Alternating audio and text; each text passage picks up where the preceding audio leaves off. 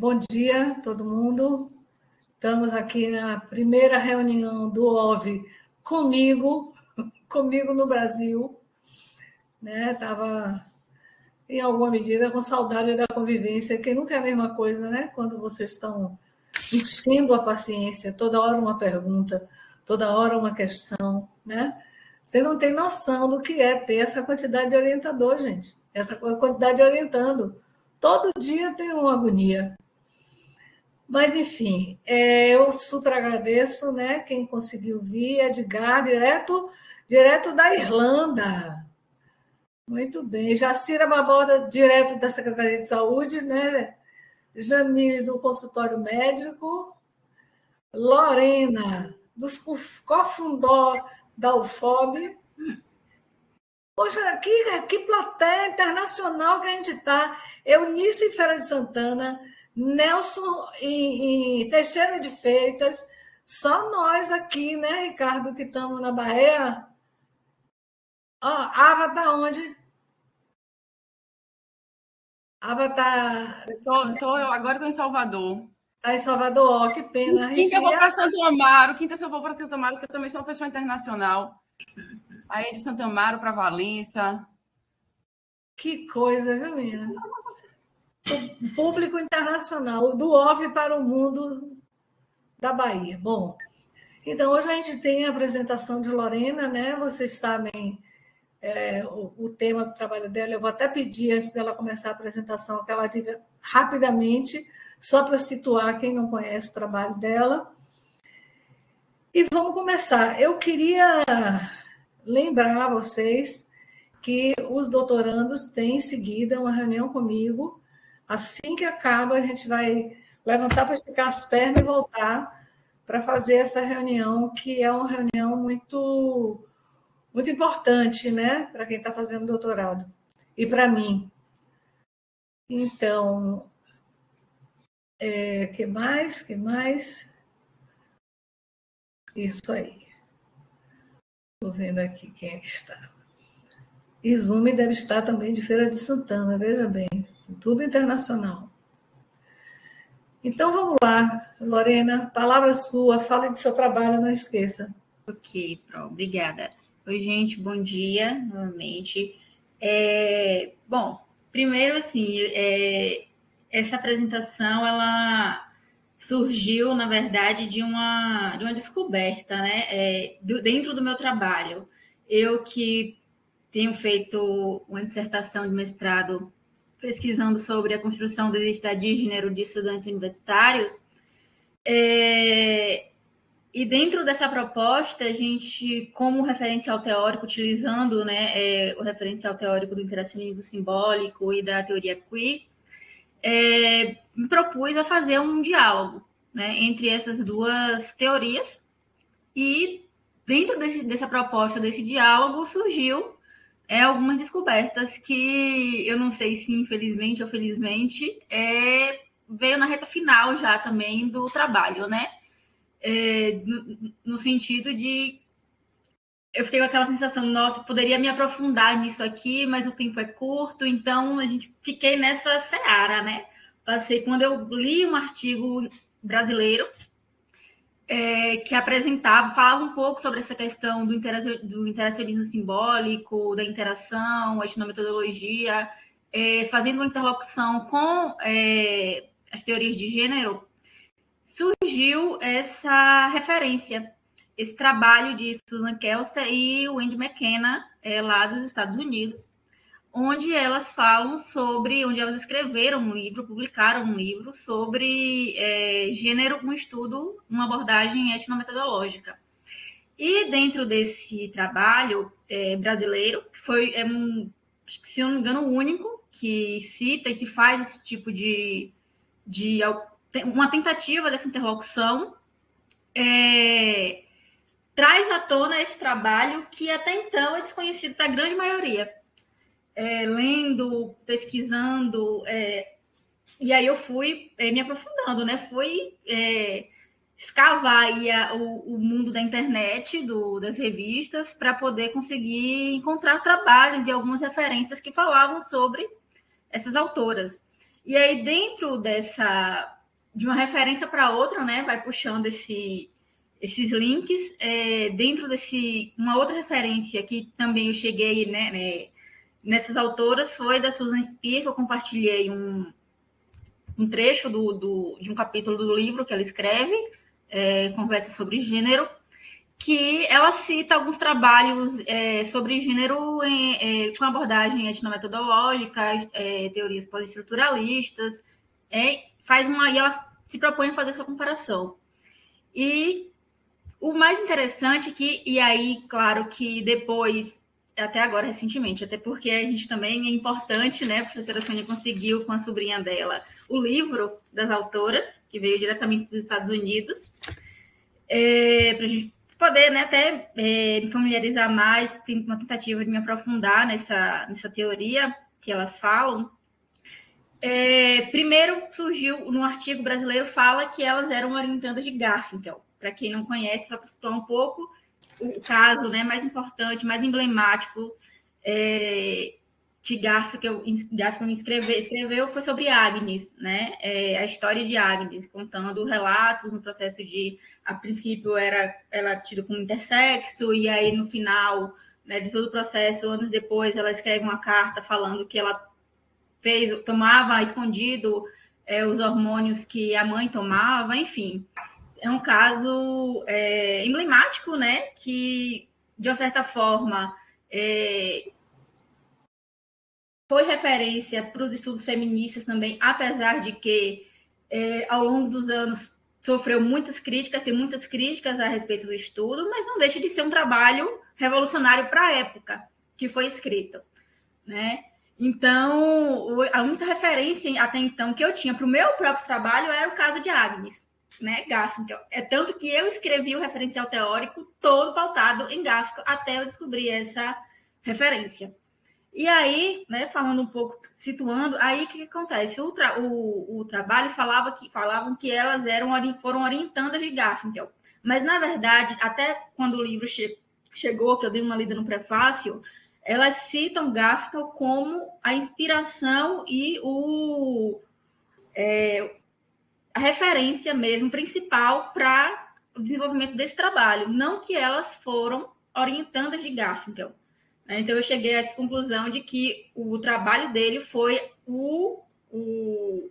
a inspiração e a referência principal para o desenvolvimento desse livro, que é tido, né, como uma referência que não é tão divulgada, não é tão valorizada.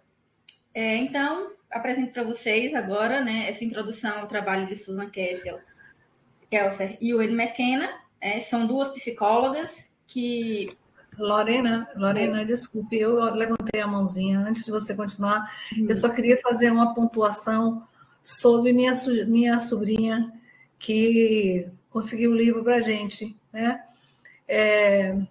Eu não sei se alguém aqui acompanha a revista Piauí, mas no mês de agosto do ano passado, a revista Piauí publicou uma reportagem com essa minha sobrinha sobre um sequestro que ela viveu, né? Ela ficou um mês em cativeiro em São Paulo, ela mãe de 2 crianças já, né?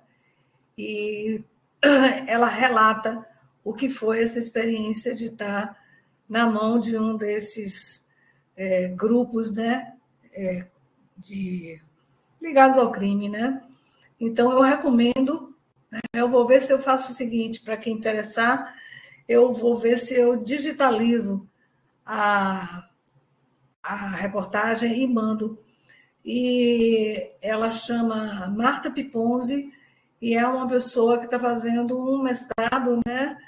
E nos Estados Unidos, ela mora em Nova York, está fazendo um mestrado nos Estados Unidos, no campo da teoria literária, mas tem muito que ver com a questão da narrativa. E eu estou interessadíssima de ver como é que ela... Qual é o caminho, né? Parece que é um mestrado novo, uma perspectiva nova, e aí ficamos de bater um papo. Mas eu queria só fazer esse adendo aí sobre Marta e a generosidade dela, que não cobrou o livro e ainda mandou 2 exemplares, um para mim e outro para a Lorena.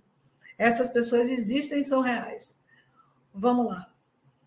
Isso, exatamente. É maravilhosa, né? A gente nessa expectativa do livro e ela prontamente também, né, rapidamente conseguiu, já mandou para cá para gente. O livro está todo em inglês, então vai demorar um pouquinho também até para entender, né, fazer uma coisa mais aprofundada do estudo dele. Então, o objetivo dessa apresentação em si, longe de mim, é querer fazer um aprofundamento, né, específico na teoria que elas desenvolvem, mas, de uma certa forma, essa teoria ela foi o primeiro passo, o pontapé inicial para outras teorias, outros teóricos importantíssimos no campo do estudo de gênero. Então, só contextualizando um pouco, quem foi Kelsey e quem foi McKenna, né? Susan Kelsey, ela recebeu um doutorado em psicologia, né? Fez psicologia social na Universidade de Nova York e fez um bacharelado em Carnegie Mellon, também na universidade. Ela ensinou psicologia por 30 anos na Pusher College, Universidade Estadual de Nova York, e após isso se tornou reitora de Ciências Naturais e Sociais e depois reitora de Artes e Ciências Liberais. O Andy McKenna também também fez, né, psicologia. Ela fez psicologia na Antioch College e seu doutorado também foi pela Universidade de Nova York. Por muitos anos ela foi professora de sociologia e já estava perto de se aposentar, né? E é professora associada adjunta de psicologia também em outra instituição. Então, são duas pessoas dentro de desenvolver esse trabalho, né, específico, esse livro, essa publicação desse livro, fazendo só uma... Aí eu vou voltar aqui o outro slide para fazer uma introdução sobre o livro e essa referência, porque essa referência, apesar de a gente não discutir, não aparecer nas discussões acadêmicas, né, nas discussões dos trabalhos sobre gênero, mas ela é uma base importantíssima para a construção de outros trabalhos que a gente acaba utilizando. Né? Por exemplo, Butler, que desenvolveu também a sua teoria, principalmente com o aporte teórico de Kelsey e McKenna. Aí uma coisa que é interessante a gente perceber que apesar das teoria queer, né, como Butler, por exemplo, e outros autores, não citarem Gaskell em suas obras, né, mas, de uma certa forma, essa interlocução do trabalho de Gaskell vai aparecer porque essas duas autoras tiveram como base o seu trabalho. Né? Então, de uma maneira ou de outra, o trabalho, a contribuição do caso de Agnes foi e continua sendo, né, muito importante para as teorias de gênero, principalmente para as teorias queer. O livro em si, ele foi publicado em 1978, né? Então a gente imagina que naquela época estava no auge da primeira onda da teoria feminista, e ele foi republicado, foi reimpresso, na verdade, em 1985 pela Universidade de Chicago. Então, esse livro passou a ser mais amplamente, talvez, difundido a partir de 1985. O livro ele conta com um índice de 6 capítulos e um apêndice. Na verdade, o que acontece? Como os próprios autores desses textos que eu compartilhei com vocês, eles colocam algumas questões sobre o livro, né? Porque quando a gente lê o título do livro, dá a entender que é um livro que vai falar que vai utilizar a etnometodologia para descrever algum caso, né, sobre gênero. Mas, na verdade, o livro em si, o título do livro, ele acaba se tornando ambíguo, porque o livro em si não necessariamente é sobre um caso de uma pessoa trans ou um caso específico. O livro, na verdade, é uma construção de uma teoria sobre gênero. Né? Então, ele só vai falar especificamente sobre o caso de uma pessoa trans no capítulo 5, né, que é a construção de gênero na vida cotidiana, sobre transexualidade, e no apêndice, que é a carta de Raquel, que é uma... E aí eu faço essa relação, né? A gente tem de Agnes até Raquel, que eu vou falar um pouquinho mais sobre isso ao final da apresentação. Então, o livro ele apresenta esses 6 capítulos, a primazia da atribuição de gênero, que é o conceito principal que elas desenvolvem, que elas conseguem desenvolver sobre o que é gênero, sobre a questão da relação biológico com o gênero. Então, esse confronto, apesar de que hoje em dia a gente tem um entendimento e virou comum, né, entre as teorias de gênero, de que o gênero está atrelado à construção social, é efeito dessa construção social, mas o que elas trouxeram para a época que esse livro foi escrito, esse trabalho foi desenvolvido, é justamente esse embate com a questão do biológico, o modelo clínico que era utilizado na época para se falar sobre, para pesquisar sobre pessoas trans, né? E principalmente sobre pessoas não trans também, né? O modelo clínico biologizante. Então, esse é um dos principais também, das principais contribuições desse trabalho. E aí, os comentários, né?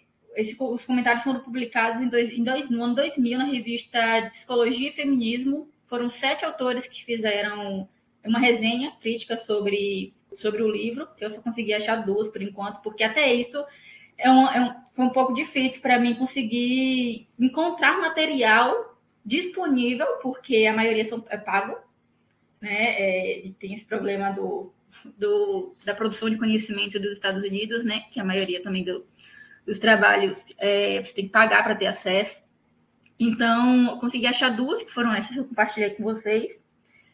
Mas, como eu estava falando, então esse rompimento, né, essa quebra, esse estudo, essa construção dessa teoria, desse conceito de gênero e sexo, porque isso é importante, né? Eu vou passar aqui para a próxima, para poder entrar um pouco mais nessa questão da construção do que é gênero e do que é sexo, né? Eu coloquei essa frase, de onde vêm as ideias e para onde elas vão, é uma frase das autoras, título de palestras, de conferências que elas começaram a fazer a partir do momento que o trabalho que elas começaram a perceber que o trabalho começou a ganhar relevância no meio das teorias feministas. Então, isso foi a partir já dos anos 90, né, que o trabalho delas passou a ser uma referência dentro das teorias feministas, dentro da psicologia, dentro da sociologia.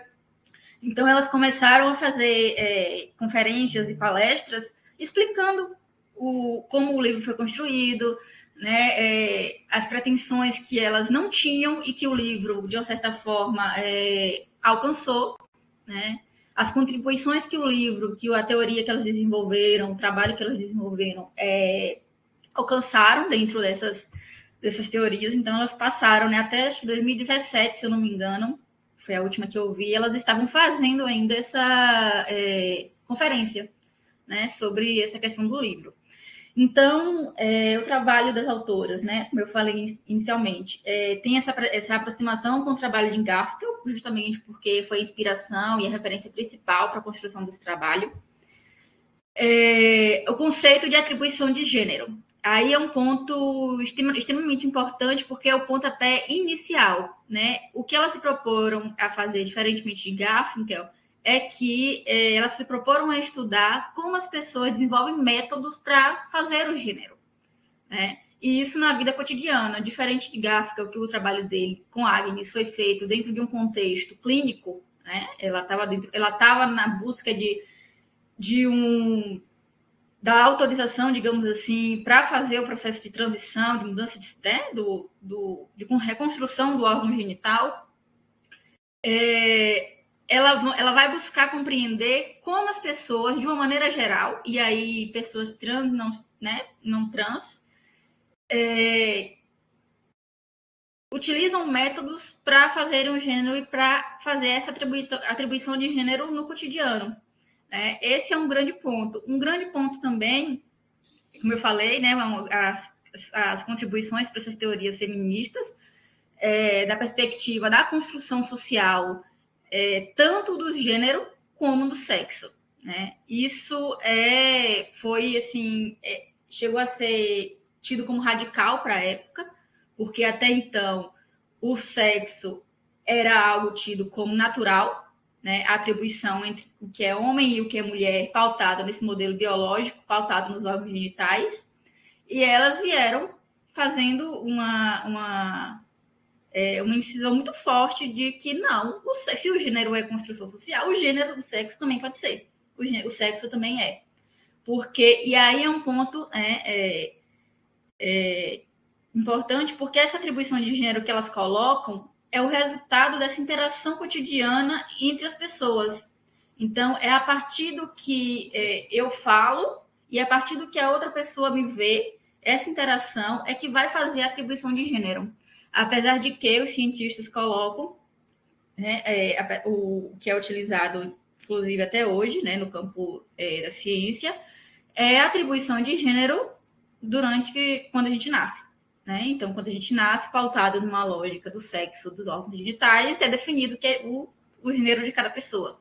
E aí elas vão dizer que não, que a atribuição de gênero ela acontece na vida cotidiana, né? Na interação que a gente acontece, como a gente se porta, e aí ela vai falar mais na frente de quatro questões importantes para que essa atribuição do gênero aconteça, né? Do gênero, e aí também é onde entra uma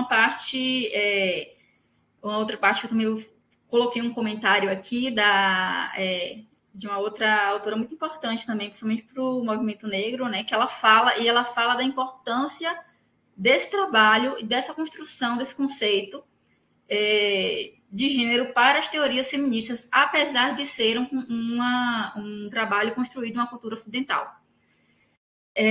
Então, como eu estava falando, quatro áreas, né, importantes que as autoras desenvolveram para a atribuição desse gênero é a forma como a gente se comunica com as outras pessoas, como a gente se coloca, a aparência física, né, os traços físicos, como a gente monta a nossa aparência física, o corpo privado e a conversa sobre o passado pessoal. Então, são 4 áreas que a autora coloca um ponto importante, que é autoconsciente. As pessoas trans, elas desenvolvem um processo de atribuição de gênero de forma autoconsciente. Né? Elas sabem o que elas estão fazendo, o que elas precisam fazer para que seja atribuído o gênero que elas consideram ser. Né? Então, uma coisa que é importante pensar também... Oi? Uma coisa que é importante pensar que as pessoas trans criam essas atribuições de gênero de maneira comum, da mesma forma que nós também fazemos. Né? Então, isso é um ponto importante. Então, eu só abri um parêntese para falar um pouquinho da minha pesquisa, quando eu me propus a pesquisar sobre a construção da identidade de gênero dos estudantes, eu não quis ficar limitada apenas às pessoas trans ou não binárias, enfim, mas também, por que não, pesquisar a construção de identidade de pessoas cis, né? Consideradas cis. Então, porque existe também esse mesmo mecanismo comum de atribuição de gênero que todos nós passamos. Né? É curioso pensar, assim, para mim, porque eu ouvi logo no início, em uma dessas aulas do mestrado, assim, me fizeram um questionamento. Mas como você vai pesquisar uma construção da identidade de gênero de uma pessoa cis se ela já é posta, né?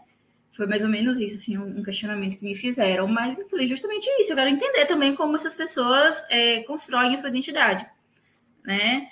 E aí o ponto alto do trabalho das autoras, que outras autoras críticas, e o próprio livro fala, os comentários ao final do livro, aqui no... Sempre tem, né? As pessoas que leram o livro fazem comentários, sobre a questão de como elas argumentam de uma forma convincente que a construção social do gênero ela varia entre culturas, né? Isso é um ponto muito importante porque a cultura ocidental ela é muito marcada, né? Existem alguns marcadores que categorizam o que é gênero, o que é sexo. E essa categorização, esses marcadores acabam influenciando o que a gente pesquisa, o que a gente pensa, o que a gente constrói e entende sobre o que é gênero e sexo. Principalmente quando se criou-se o modelo biologizante, o modelo de que só existem 2 sexos, 2 gêneros, né? Homem e mulher. Que aí ela vai dizer, não, a cultura ocidental criou isso, né? Não é uma coisa que é natural, não é uma coisa que é do ser humano isso. A cultura ocidental fez essa segregação, porque se a gente for olhar para outras culturas, né, que não são tão pesquisadas ou que não são tão difundidas, existem culturas que não têm sexo, que não têm gênero, né? Que as pessoas elas se comunicam e se atribuem de outra maneira, se organizam de outra maneira, né? Então, aí onde eu trago esse comentário, né, da Eronk, que ela escreveu uma tese sobre como a questão do feminismo e dentro de uma cultura iorubá que ela pesquisou, como isso aconteceu, né? Então é importante a gente pensar que não existe apenas o conceito de gênero ocidental, né? E o que é gênero e os modelos e as únicas duas categorias de gênero que é possível, homem e mulher, né? Então ela faz um comentário dentro de um outro texto que ela comenta também, falando sobre, tem um texto bem até difundido, assim, que é uma autora pega 4 teorias sobre gênero e começa a narrar e a criticar e a apontar pontos controversos, né? E ela faz isso com o trabalho dessas autoras, né? De Kelsey e McKenna. E aí a Eronk vai fazer essa análise e ela vai dizer, olha, você tocou num ponto, você trouxe vários pontos que eu discordo, mas que uma coisa que você apresentou dentro do trabalho foi a teoria de gênero dessas autoras, né? E que ela considera que, apesar de ter sido escrito esse comentário de Euron, foi publicado em 1998, que apesar de ter sido escrito há mais de 20 anos, né, que esse livro ele oferece uma declaração sobre gênero mais profunda escrita até hoje, né, justamente porque elas levam em consideração a questão da cultura, né? E mesmo analisando apenas a cultura ocidental, as autoras elas entendem que ela oferece não apenas uma forma de construir o gênero, e que as outras culturas também têm essa maneira diferente de organizar o mundo. Então, é por isso que ela considera o trabalho dessas autoras tão importante e que foi tão subestimado pelas próprias autoras, né? E não foi difundido, e não é difundido dentro das pesquisas e teorias sobre gênero. E uma questão importante também é que elas não me aprofundei na questão isso no livro, porque ainda não consegui parar realmente, como eu falei. Tem que parar para poder estudar e entender como elas fazem essa relação da cultura, mas elas falam alguma coisa sobre a questão transcultural, né? Que é possível fazer essa interação entre culturas e fazer e entender a partir disso como ocorrem as atribuições de gênero, como as culturas elas fazem essa interlocução para estabelecer determinada posição sobre o gênero, né? Então, é um trabalho, um ponto alto, né? Que esses especialistas, né, esses teóricos, consideram o trabalho dessas autoras. E eu não sei se vocês... acho que os 3 textos que eu compartilhei falam justamente sobre até um tom de lamentação, né? Poxa, o trabalho poderia ter sido amplamente divulgado, o trabalho poderia ter sido melhor aproveitado. Então, a intenção que eu trago hoje até, né, para essa apresentação aqui do OV é de mostrar realmente que, olha, existe também um outro trabalho que, para além de Garfinkel, apesar de ter sido baseado no trabalho dele, né, importantíssimo, mas existe um outro trabalho que avançou muito mais também com relação ao que Garfinkel escreveu, né? Então, e o que elas problematizam, inclusive depois desse livro que elas escreveram, anos depois, elas publicaram um outro livro também, que é sobre intersexo. Eu não me aprofundei, não pesquisei sobre o que se tratava muito bem esse livro, mas que elas também continuaram a produzir, né, a partir desses estudos e utilizando principalmente a etnometodologia como base, né? Então, elas colocam um comentário. Quando escrevemos o nosso livro, foi em parte para demonstrar os problemas com o trabalho tradicional das ciências sociais sobre gênero e sexo. A construção social do gênero era uma ideia radical. Uma concepção do corpo sem base biológica não fazia parte dos discursos dos estudos sobre mulheres. Então, é justamente isso. Pensar a construção social do gênero sem estar atrelado ao modelo biológico, né? Então, essa questão que é outro ponto que elas trazem que elas não abordam o biodeterminismo, o eurodeterminismo, de uma forma explícita nesse livro, apesar de ser construído na cultura ocidental. Mas é um ponto que elas afirmam e que elas, né, reafirmam e argumentam de que a construção social do gênero ela não está atrelada ao sexo. Inclusive, elas falam uma expressão chamada genitais culturais, onde essa expressão ela fala sobre a questão de que cada cultura ela vai definir o conceito dos genitais da gente. Então, assim, se na cultura ocidental o órgão, o pênis está ligado à questão ao homem, né, e a vagina à mulher. Isso é uma construção social, é uma construção que foi colocada dentro do modelo biologizante. Aí ela vai fazer uma outra comparação com culturas, desde as culturas primitivas que as pessoas andavam despidas, né, sem roupa, e que essa atribuição do sexo, olha, você é homem, você é mulher, não existia, né? Então, ela faz esse conceito, né, de genitais culturais, que também é bem interessante, tá no livro, né? E que ela vai dizer, não, o sexo é uma construção social, porque a gente, né, o modelo clínico que foi utilizado durante muitos anos era esse, né, pautado mais na frente eu vou falar um pouco sobre a questão das 8 premissas, né, que Garfinkel coloca para dizer o que é natural, o que é uma atitude natural, o que era considerado na época uma atitude natural. E aí elas fazem essa construção, né, rumo a uma teoria do gênero. Então, essa construção, pautada principalmente na construção social do gênero e do sexo, elas organizam o trabalho, elas, de uma certa forma, organizaram essas 8 premissas de Garfinkel através de uma tabela, né, e construíram também um jogo das 10 perguntas, onde no livro eu dei uma lida bem rápida, assim, só para contextualizar o que era esse jogo também, para poder entender, no sentido de que tem um entrevistado e um entrevistador. O entrevistado ele começa a fazer várias perguntas, só não pode perguntar se é homem ou se é mulher, mas a partir de características, né? De características físicas, enfim, comportamentais. E o entrevistador responde sim ou não. Então, assim, o entrevistado perguntava questões como, por exemplo, a pessoa tem mais de 1,70 m. Aí o entrevistado... E o interessante é que o entrevistador respondia as perguntas de forma aleatória. Não tinha uma questão de o sim ou não ser específico para aquela resposta. Elas foram distribuídas de forma aleatória as respostas.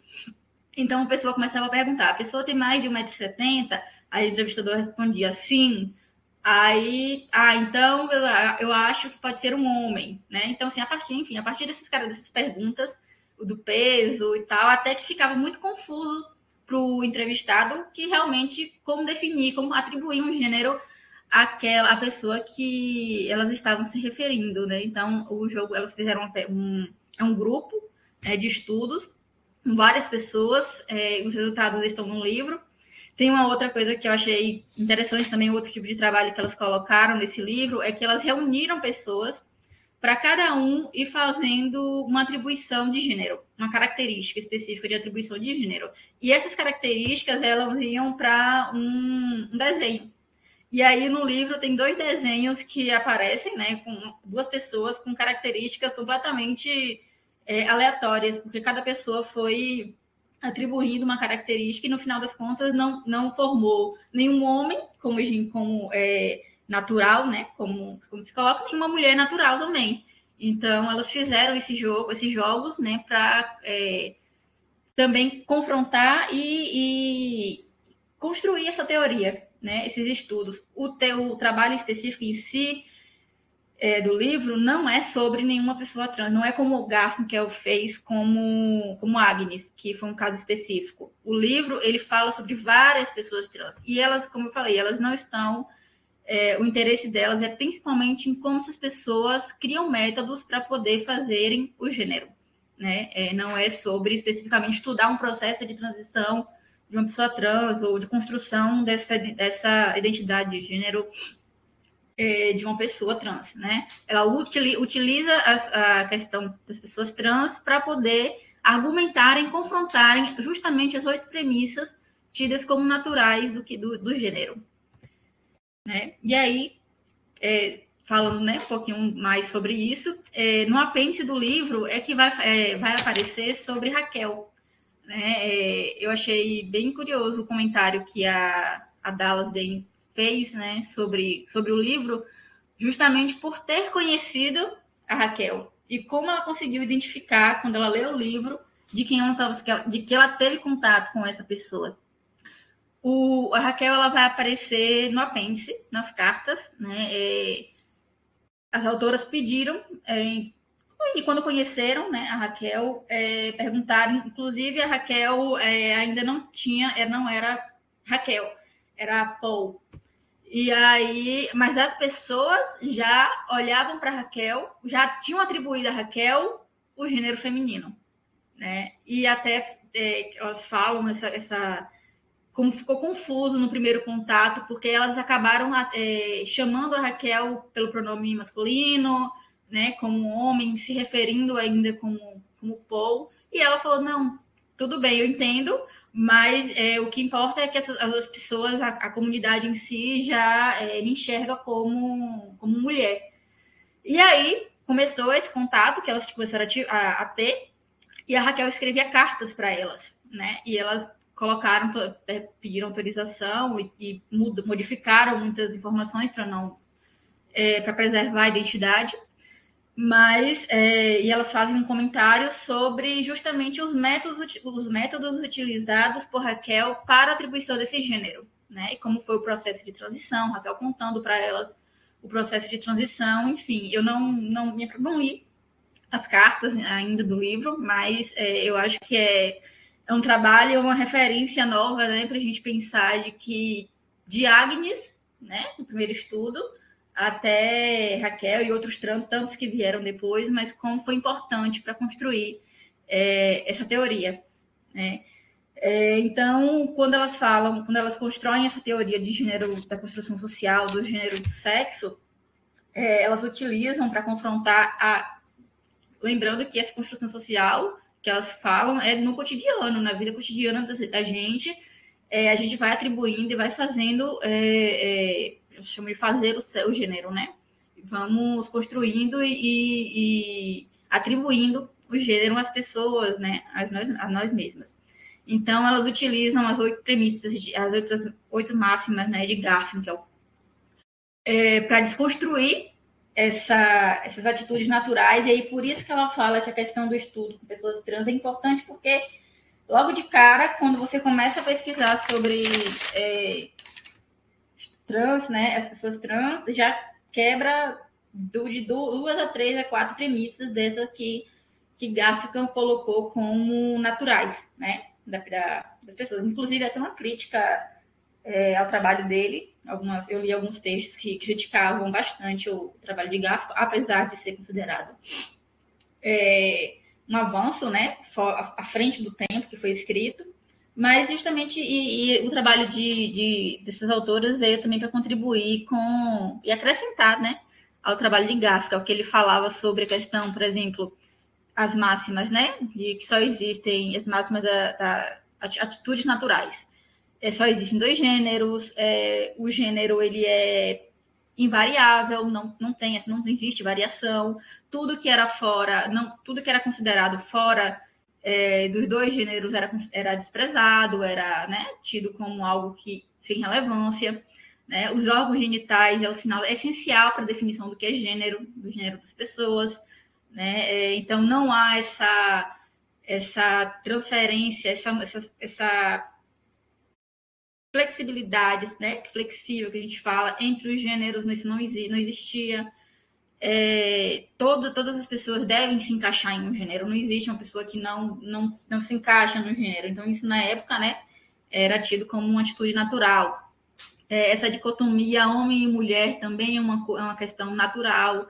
Então, pertencer ao gênero era uma coisa que não existia uma possibilidade. Você tinha que pertencer a um gênero ou ao outro, né? Independente do que as pessoas falavam sobre você ou não, você tinha que se enquadrar dentro, né, de um dos dois gêneros. Então, esse trabalho foi desenvolvido foi justamente para ir confrontando essas premissas e confrontando e construindo essa teoria da atribuição de gênero que elas colocaram. Aí, como eu falei para vocês, que as autoras colocam que a construção do gênero pelos transexuais é uma construção autoconsciente, né, quando a partir dos comportamentos, é uma coisa interessante, porque mesmo as pessoas trans, elas vão tentar se comportar da maneira como a sociedade aceita, né, como é construído, como é o modelo do que é definido para ser homem e o que é definido para ser mulher.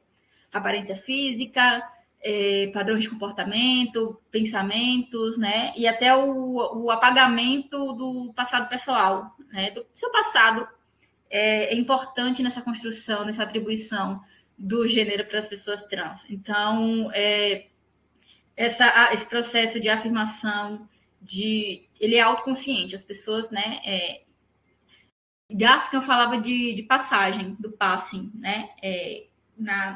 Quando ele fez sobre a questão de Agnes.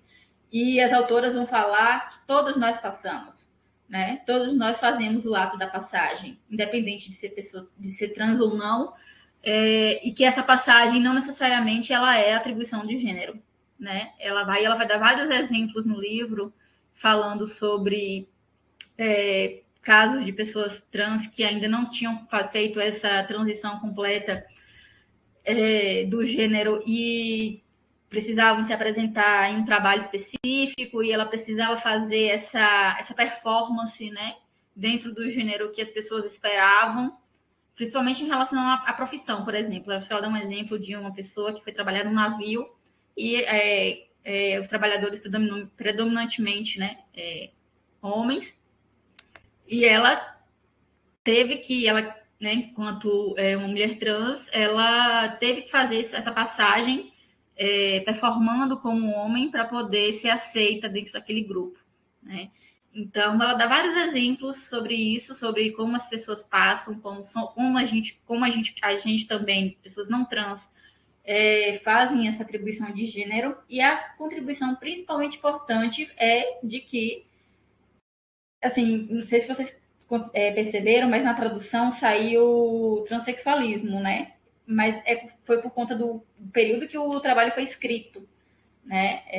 Então, as traduções saíram com esse termo que, ao longo dos anos, foi sendo desconstruído, né? E sendo modificado. Então, elas ainda utilizavam esse termo e que, no modelo clínico da época, era o que era utilizado e era como era trabalhado, né, principalmente pelos médicos. Então, os comentários, né, outros autores falam que esse trabalho deveria ser lido, né, por todas as pessoas que trabalham, que querem ou que pretendem trabalhar, ou que trabalham com pessoas trans, com pessoas que no nosso dia a dia também, como as pessoas, para entender como a gente faz essas atribuições do gênero.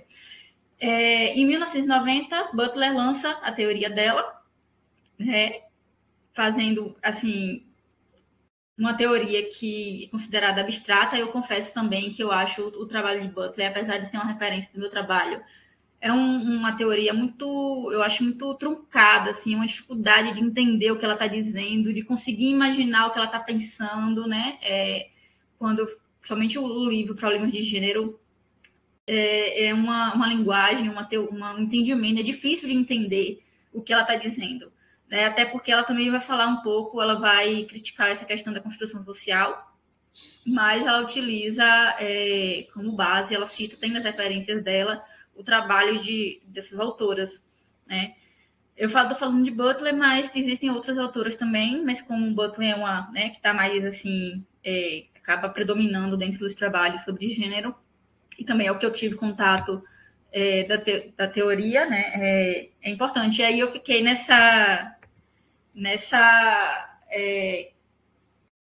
nessa ansiedade, né, de entender. Falei, meu Deus, como é que esse trabalho foi aparecer para mim no final da minha dissertação, né? E agora eu já tinha escrito um capítulo inteiro sobre Agnes.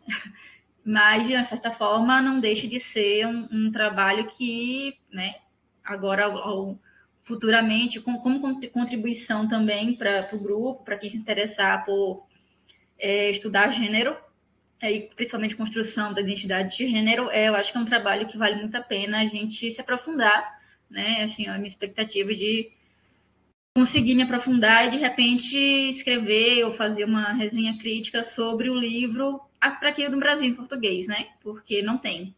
É muito difícil você realmente encontrar os próprios trabalhos, todos em inglês e, como eu falei, pagos, então, mas é um trabalho realmente interessante e que eu acho que valia muito a pena trazer aqui para o grupo, né? Até comentei com a professora Sônia, quando eu descobri, eu fiquei assim, muito, muito eufórica, né?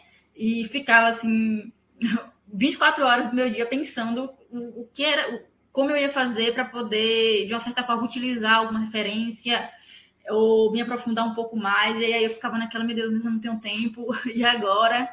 Mas, de uma certa forma, é um trabalho muito interessante que vale a pena o estudo e a leitura. Tem um capítulo, inclusive, achei depois, elas, em 2000, elas publicaram pela revista Psicologia e Feminismo, um capítulo do livro. Elas pediram autorização à editora do livro e publicaram essa revista, e é público. Eu até tenho aqui também. Ele está em inglês, mas a gente traduz aí as ferramentas da internet e dá para ler também. É bem interessante. Esse capítulo do livro, se eu não me engano, foi sobre a atribuição de gênero na vida cotidiana.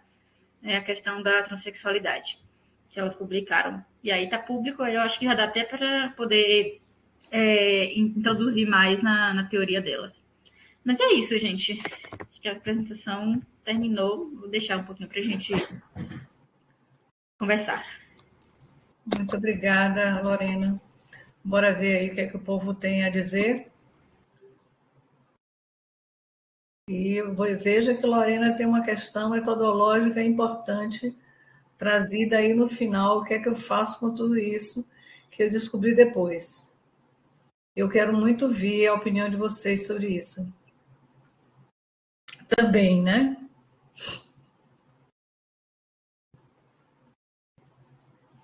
Bom dia, boa noite, cadê o povo?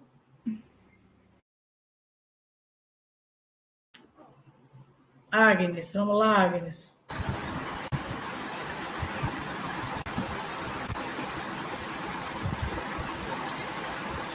Bom dia, pessoal. Bom dia, Lorena. Muito bom te ouvir e te conhecer, né? Hoje aqui, ver nessa sua fala o seu entusiasmo pela sua pesquisa, isso é sempre muito bonito de ver.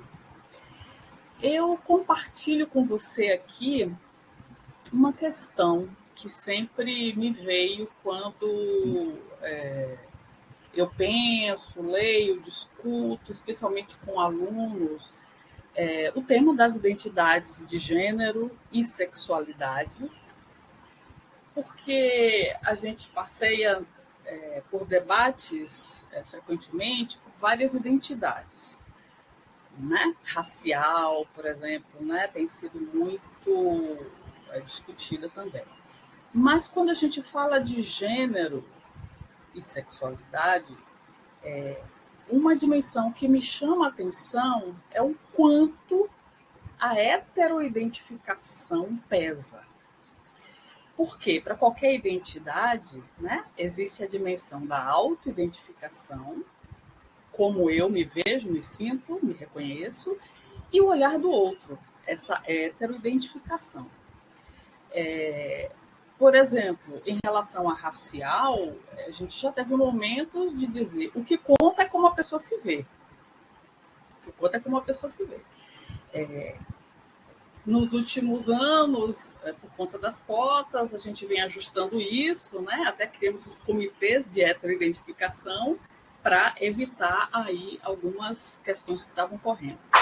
Mas no caso das identidades de gênero, especialmente as identidades não hegemônicas, claro que a gente sabe que assumir, né, socialmente uma identidade não hegemônica significa colocar-se numa situação, no mundo contemporâneo, ainda, infelizmente, de estar exposto a muitas violências, né, físicas, simbólicas, risco de morte até.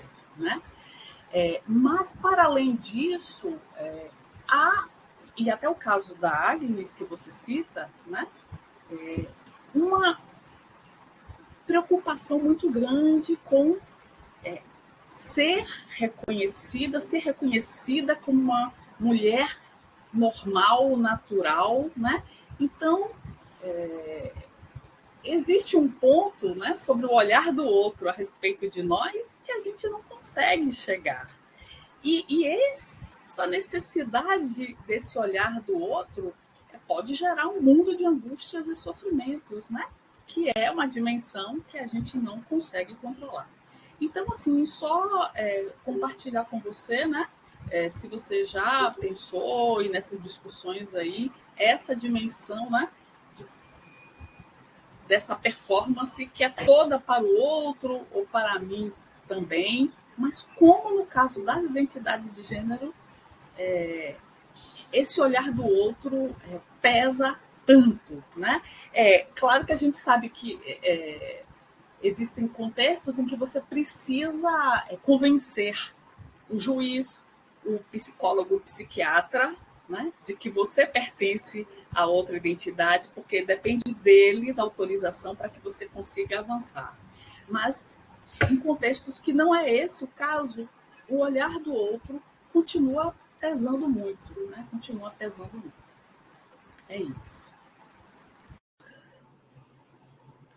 Quer comentar logo, Lorena? Pode ser. Não está predisposto. Comenta aí. Eu tenho umas coisas para falar, mas eu vou deixar mais para adiante. Vai lá. Eu concordo, Agnes, assim, e a gente acaba performando e fazendo, né, e atribuindo a nossa maneira, do nosso próprio olhar em função do outro, né? Eu costumo contar, falo um pouco sobre isso da minha dissertação, e até fazendo as entrevistas, né, com os estudantes, de como a minha posição também, mulher cis, né, dentro da categoria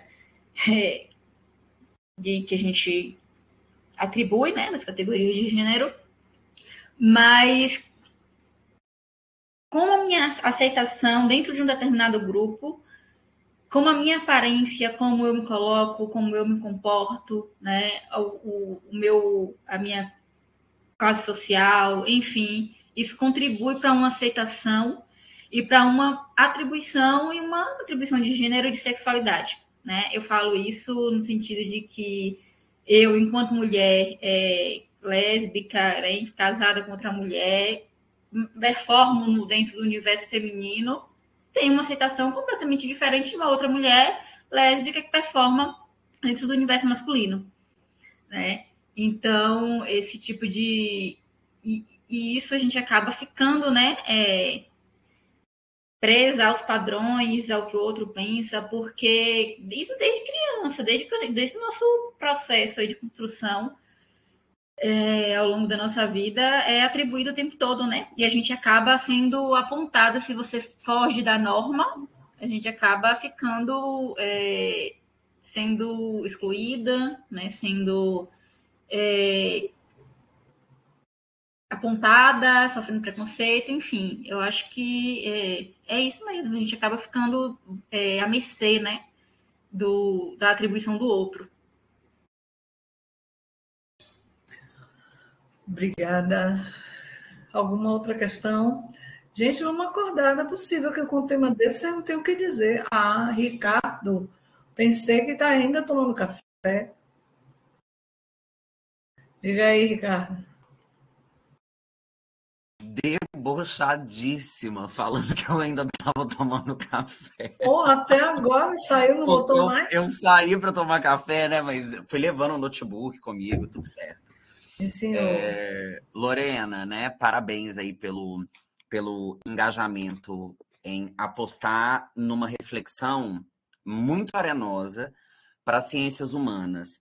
Gênero sempre foi uma categoria demoníaca, né? Assim, gênero na perspectiva emancipatória, do construcionismo, como uma categoria de análise para pensar a libertação de povos historicamente subalternizados. Não é porque gênero, na psiquiatria, nessa lógica binarista, funcionou e passou e se tornou uma categoria legítima. Quando as feministas vão produzir o saber sobre gênero, aí vira esse problema, né? E hoje, gente, né, não tem muito jeito. Inevitavelmente, a gente vai ter que dar conta dessa categoria, porque a gente vive aquele momento em que as pessoas acoplaram uma palavrinha na frente do debate de gênero e chamam isso de ideologia de gênero, que não faz absolutamente nenhum sentido analítico, teórico, político, né? Como tem várias produções que dão conta de falar sobre isso, que eu acho muito interessante, né? Gênero revela aquilo que está na ordem do silêncio, da naturalização, no campo das relações de poder. E ideologia é o contrário, né? Ideologia é o que invisibiliza, é o que tampona, né? É o que não quer se revelar. Então, ideologia e gênero são categorias antagônicas, não fazem nenhum sentido que elas estejam na mesma expressão. Mas é impressionante como isso tem aparecido em documentos oficiais, isso é debatido, essa categoria fantasma, né? Assim, essa categoria fantasma, ela é debatida no Congresso, enfim, um grande assim, delírio de um cristianismo muito fundamentalista. Mas o que eu penso, né? Eu queria mais assim dialogar sobre como eu venho, né, do campo dos estudos feministas, então para pensar a democratização, né, de sociedade, de instituição, epistemologicamente no próprio conhecimento e tal, né? Eu acho que cada vez mais tem sido importante pensar gênero como uma categoria de democratização. Democratização da existência, do desejo, da sexualidade, mas, sobretudo, eu tenho ficado um pouco ressabiado com como o gênero, às vezes, é apropriado para a gente cair nessas armadilhas. Vou falar isso com muito cuidado, tá? Porque eu sei que tem gente que utiliza essa expressão para banalizar o que a gente tem produzido. Mas a gente precisa tomar cuidado com quando o gênero vira uma categoria unicamente identitária. Eu tenho tido muita. Já há um tempo, não eu sozinho, né? Acho que todos nós da esquerda, progressistas, críticos, né? Assim, que utilizam epistemologias marginais, né? Com teorias emancipatórias, a gente precisa assumir que em algum momento a gente transformou as nossas categorias, raça, gênero, sexualidade, território, etnia, numa categoria puramente representacionista do sujeito. E isso nos trouxe as armadilhas em que nós estamos. Exemplo prático. Foi muito curioso no governo Bolsonaro como algumas pessoas diziam assim, do que vocês estão reclamando? Tem mulher no poder, olha lá, Damares. Ela é mulher, ela tem vagina, mas ela representa o projeto político-democrático que a gente tem? Eu tenho certeza que não. O que a gente quer com a categoria gênero, né? E aí o que eu acho legal que o que você traz são duas intelectuais, eu só as havia lido dessa forma citada, como segunda fonte. Então foi muito legal você ter trazido elas aqui, né? Porque a trajetória que eu construí no feminismo, né, já é um feminismo latino-americano e etc e tal, numa perspectiva crítica ao norte global, mas isso não significa que não tenham produções ótimas nos Estados Unidos e na Europa, sem dúvida alguma. E aí, retomar essas norte-americanas, assim, que tem esse pensamento crítico, a ponto, né, até da, vamos lá, Oroyonke Oyumi, sempre tem dificuldade. Eu vi ela aqui na Bahia, fui lá na fala que ela fez, né, no auditório da reitoria, acho que é o auditório da reitoria, né? Maravilhosa, uma diva do feminismo, né, que já Palácio da Reitoria. Palácio da Reitoria, exato. Não Gosto. diminua o negócio. Palácio, meu Deus. Enfim, olha o nome colonial. Sim, Querida, senhor, claro, temos que bonito, dizê-lo. É assim que a universidade é. Tem palácio, tem Palácio. auditório. Isso é coisa da sua cabeça feminista. Debochada. Mas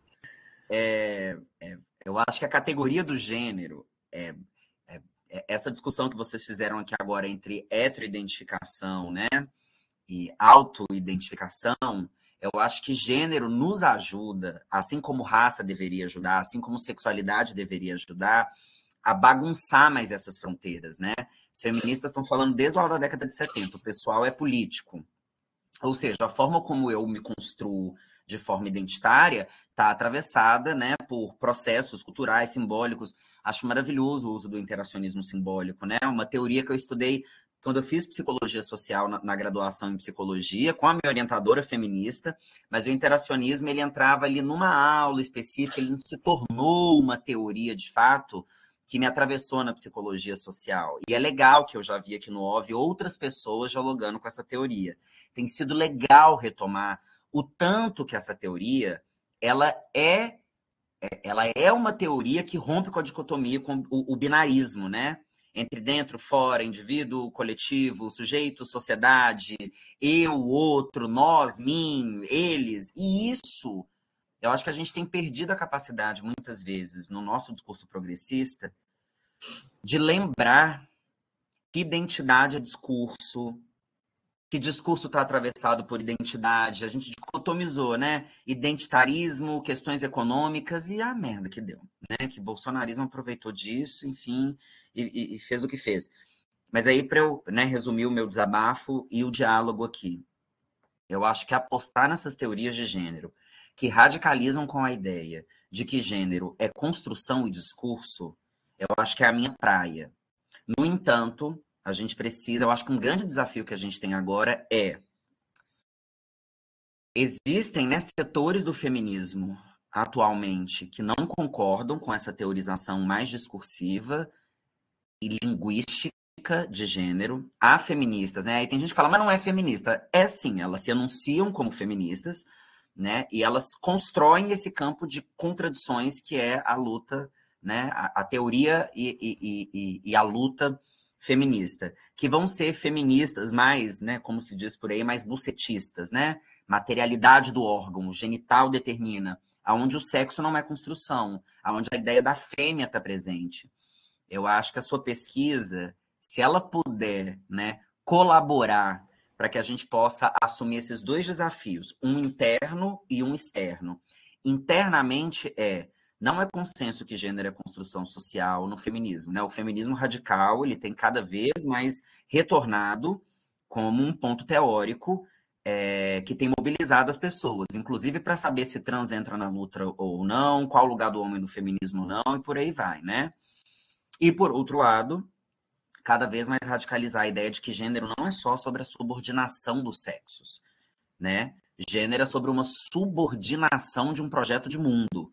Isso inclui arquitetura, culinária, sexo, desejo, corpo, tudo, né? Gênero é uma categoria útil de análise histórica, né? Quem vai falar isso é a Joan Scott, lá num texto classudo dela, lá da década de 80, né? Mas, enfim, acho muito legal ver que você está bancando, né, uma categoria de gênero que é com a que eu mais me identifico. Só que dessa vez você trouxe autoras inaugurais e diferentes do caminho que eu tinha feito, né? E eu acho legal ter aprendido também com essas que inauguraram lá atrás. A gente entra muitas vezes na frente, né, achando que foi Butler, né? E, na verdade, isso já estava um pouquinho lá atrás. O que eu sempre escutava é que as feministas negras, africanas, elas já quebravam com o binarismo de gênero lá na década de 70 e 80, né? Mas a Butler acaba tendo mais visibilidade na década de 90 com problemas de gênero, que eu concordo. Eu acho que a gente não tem que ter vergonha de dizer que, às vezes, não é porque a gente não entendeu ou porque o pensamento é complexo. Eu acho que aquela primeira aposta em problemas de gênero, a Butler ficou num sofismo muito grande que dificultou a aplicabilidade da teoria. Isso abriu brecha para um tanto de coisa. E vi, inclusive, né, agora ela deu uma entrevista dizendo que eu até achei legal ela também falar isso, né? Que as pessoas hoje em dia têm mais medo do que pensam sobre o que ela produz do que exatamente sobre o que ela produziu. Porque a Butler se tornou realmente uma bruxa no contemporâneo, né? Dentro do feminismo e entre os conservadores, enfim, eles nadam de braçada nisso, né? Mas, enfim, é isso que eu queria falar. Uma troca, desabafo, agradecimento. É isso.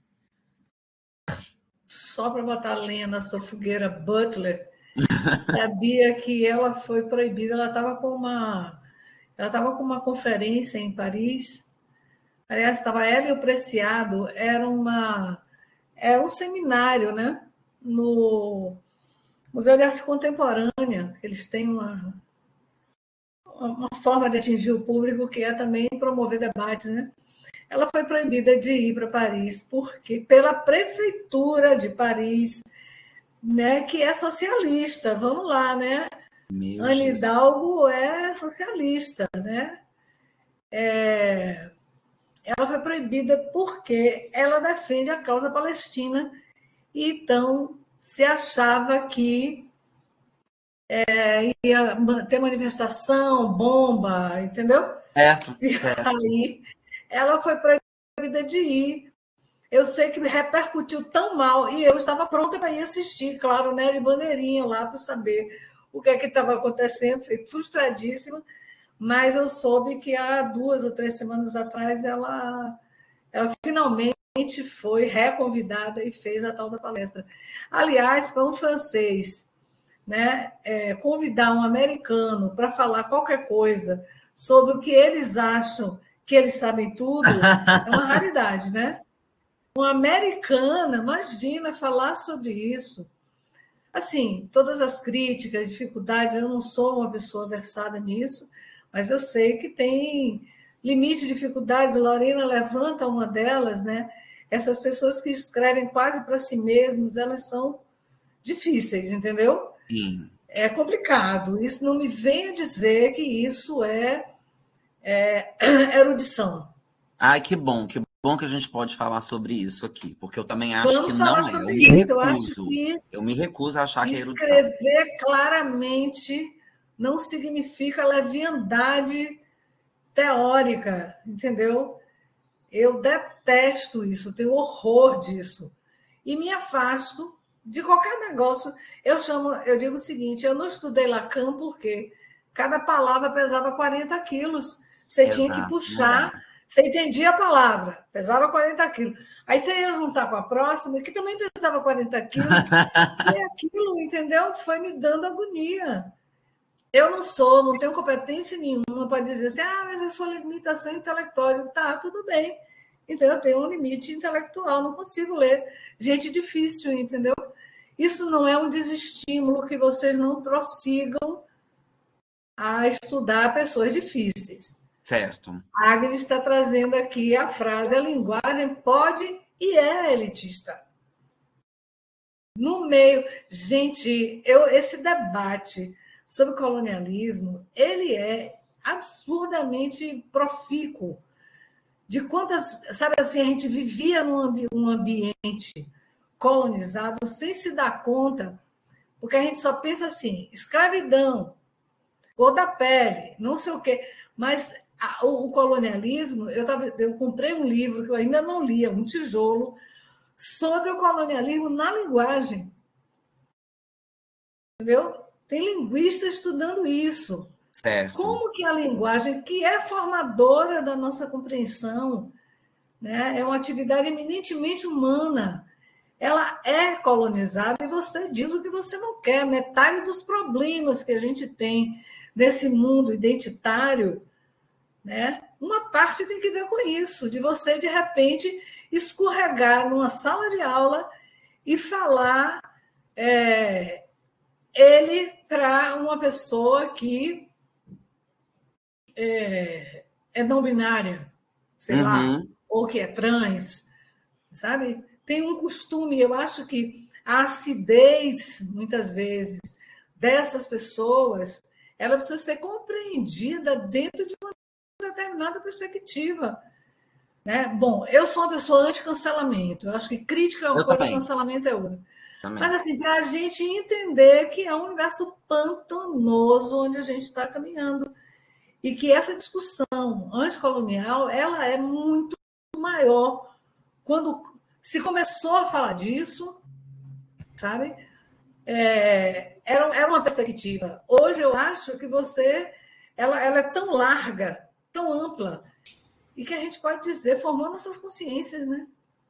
Formou o que nós somos, formou nossa cultura. Botar o pé fora disso dá um trabalho terrível, não pode ser superficial. Vidaíla Santos, Perfeito. Aparecida Margarida. Quer falar? Porque eu tenho um monte de coisa para falar aqui, mas eu falo depois.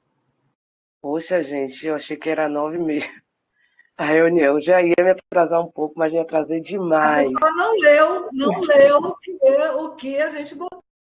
Tudo Desculpa. bem. Era 9h30 Mas. e ela chega às 10h20. Pasmem. Não, eu cheguei 10h20 não, pô. Tô ouvindo vocês. Mas eu consegui ver o final da apresentação de Lorena e ficou assim, muito feliz com o que ela conseguiu construir, desde o projeto que eu li, né, no seminário de qualificação, assim, com Agnes e com outras participantes aí do interacionismo mesmo, né? Então, Agnes vai trazer essa perspectiva da masculinidade em Garfinkel, né? Na equipe. Isso é muito importante. E tem aquela questão do passing, né? Que vai trazer para nós a perspectiva de que o gênero se faz. Tem até no artigo que você colocou, né? Que Garfinkel vai trazer uma análise de como o gênero é realizado. Eu acho que Agnes mostra para eles como o gênero é realizado, ocultando várias estratégias e demonstrando, através da expressão de gênero, uma maneira de se colocar no mundo. Daí porque eu penso que o gênero, ele, muito mais do que a raça, porque a gente aqui no Brasil trabalha com a perspectiva fenotípica, né? Ele é atravessado, atravessa o sujeito a partir... a heteroidentificação atravessa o sujeito quase que sempre a partir da violência. Então, eu fiquei pensando nisso enquanto Agnes falava sobre a questão da heteroidentificação. No caso do racismo, é também por essa via da violência, mas é por onde se alcança direitos, né? A gente está falando de ações afirmativas. E ações afirmativas agora para pessoas trans, por exemplo. Mas uma coisa que eu queria trazer é a dimensão importantíssima da interseccionalidade para pensar nesse fazimento, né, de gênero, a construção do gênero. Eu acho que a coisa de realizar talvez seja um anglicanismo. A gente tem dificuldade com esse verbo realizar no sentido de subjetivação. Realizei agora, né? Essa autocompreensão. Mas que eu acho que você está indo num bom caminho, com perguntas aí para o doutorado. Achei maravilhoso. Então, eu queria lhe parabenizar e acho que a gente se constrange com esse tema, viu, Lorena? Eu acho que a gente tem muito mais facilidade para caminhar na discussão sobre raça e etnia, inclusive aqui no OV. Né? Por exemplo, na minha dissertação, como eu trabalhei com estudantes de psicologia, tem uma dimensão do gênero aí, do fato de ser tida como uma profissão feminina. Será que ainda é tida como profissão feminina? O gênero foi algo que eu não abordei, né, na dissertação. Bom, não está ali? Será que não está ali no discurso? Fiquei pensando isso, o quanto a gente se constrange diante desse tema tão importante, né? E que essa é uma grande contribuição que você traz para o OV, assim, sua presença e a sua pesquisa. Então, obrigada e Sônia, continua jogando pimentinhas aí. Só fazendo um comentário, Vita. Falar sobre gênero e pesquisar o gênero também é muito difícil. As pessoas não querem falar sobre gênero quando a gente vai pesquisar, quando a gente vai chamar para uma entrevista, sabe? As pessoas não querem. É como se fosse um tabu falar sobre aquilo, como se, sabe, fosse colocado em xeque o próprio gênero da pessoa. Então, é uma dificuldade de se pesquisar sobre gênero também, que aí é uma outra seara, né? Então, bom dia, Vitaílma. Tá aqui, ó, seu Tiete aqui dizendo que você tá esplêndida. Eu não aguento isso, gente. Eu acho um absurdo esse negócio. Tem umas claques aqui, entendeu? Nelson chefia uma, vou ver. Mas, enfim, só para voltar à questão que Ricardo trouxe sobre o interacionismo, eu não me canso de me espantar, viu, Ricardo? como o interacionismo tem sido um chão para pisar, teórico, né? Eu acho que a gente já produziu várias coisas sob a ótica interacionista, mas acho que a gente ainda está num nível de superficialidade. E o convite que Lorena fez para o observatório, vamos embora ler originais, meu povo. Vamos embora para trás, né? E ver o que a gente tem de renovação. Por exemplo, quando eu estudei etnometodologia, o caso Agnes me pareceu uma coisa extraordinariamente avançada. Entendeu? Aí você vai, anos depois, cair sobre materiais que têm uma crítica à própria abordagem de Garfinkel, o dono da barraca, de como ele lidou com aquele sujeito ali, Agnes. Entendeu? Então, e como a postura dele revela um passado que ele estava querendo inaugurar o futuro, entendeu? Não sei se vocês entenderam. Ele tem uma crítica clara. Ele tem um acolhimento àquela pessoa que estava na frente dele. Mas ele carregava, desculpe, com ele o passado linguístico, né, de linguagem desse mundo onde a gente está envolvido, que é um mundo conceitual, né, que é um mundo também que nos constitui. Né? Quando eu falei do livro que eu comprei sobre o colonialismo na linguagem, eu estou chapada com o livro, entendeu? Até no léxico, até na forma de construção, né, das frases, né, você tem a herança colonial ali dentro. Bom, isso é para falar de um livro que eu não coloquei aí, mas coloquei aí este livro aqui, Fenomenologia. Eu nunca sei fazer essas coisas, gente. Eu sou uma pessoa... Dá para ver?